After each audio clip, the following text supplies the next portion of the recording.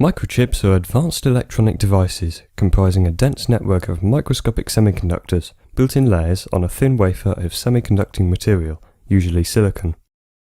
These tiny circuits are normally hidden from view, but there are certain exceptions where we're allowed a peek inside at the surface layer of a microchip's silicon die. And what we're able to see when we do is truly remarkable.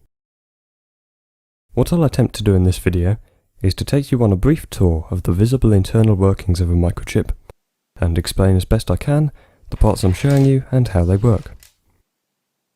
So here's an example of a chip.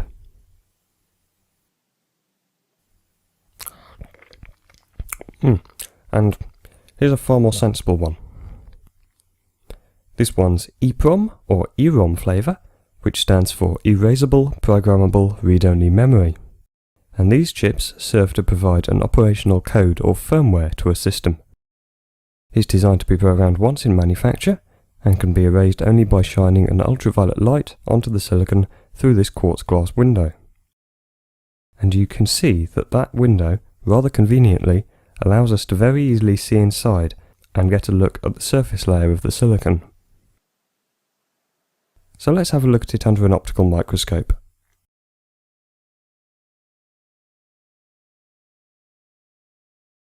At just 100 times magnification, there isn't all that much detail visible, but we can see the majority of the main parts. These two large, seemingly blank areas are called the memory blocks, and can contain billions of tiny transistors, which each store a bit of data. This particular chip is a 27C512 from ST Micro, which can store 512 kilobits of data, so will contain at least 512,000 of these transistors, each serving to store either a 1 or a 0 by switching on or off respectively. Upping the magnification a bit, you might just be able to make out a regular pattern of the transistors. This is around 800 times magnification, so you can get an idea of just how small these really are.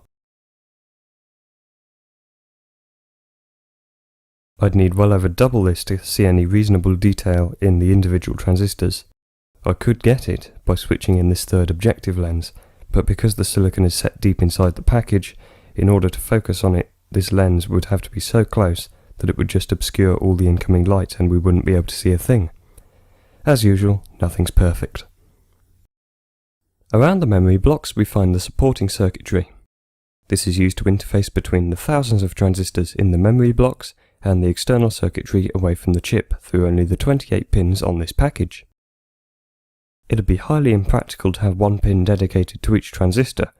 That would require over 500,000 pins on the package, which for obvious reasons can't be done.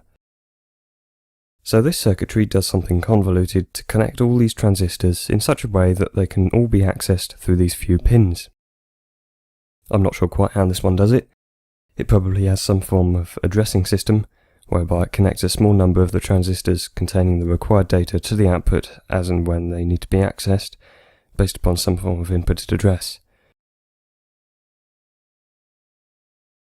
There's some sort of identification code there, M752. No idea what that's for, I can't find any data on it.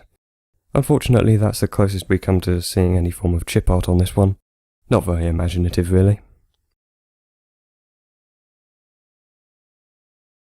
Further to the extremities of the silicon, we find the output buffer amplifiers, which interface the high output impedance of the silicon circuitry and the low input impedance of the external circuitry.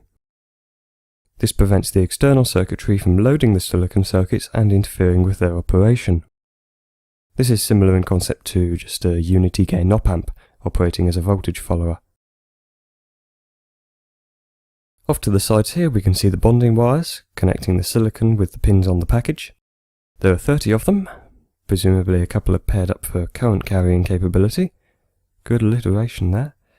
Actually, that reminds me of another one of my videos with a lot of alliteration. Anyway, I've gone a bit off on a tangent there. Yep, there's a pair. And there's another.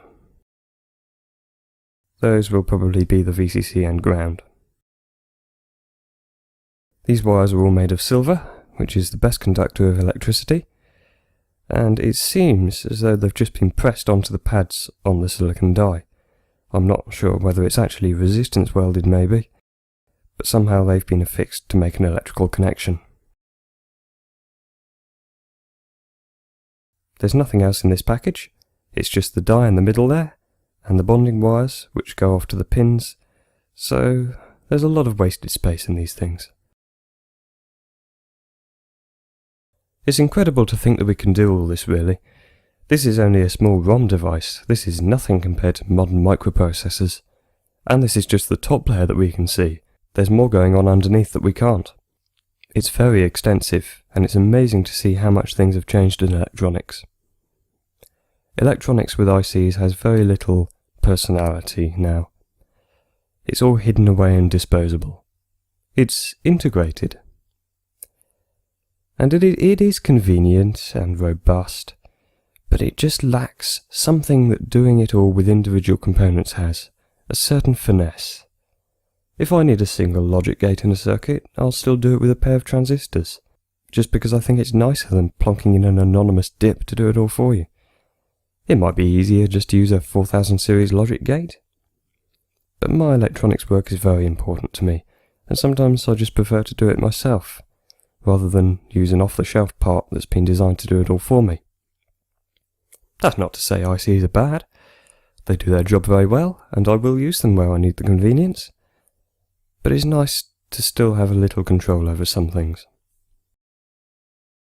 Now, I don't specialise in this area, so I can't guarantee that everything I know is exactly correct, and this has been a simplified overview at best. But if you know a bit about these devices, and you're sitting there thinking I'm spouting absolute nonsense, please do let me know in the comments. I can put annotations on to correct myself, I can add bits in, and it helps me learn too. So thank you for your time. I hope you've learnt something from this and not found it too tedious. If there's anything else you'd like to know, leave me a comment and I'll try my best to answer it. Thanks for watching, hopefully see you in the next one.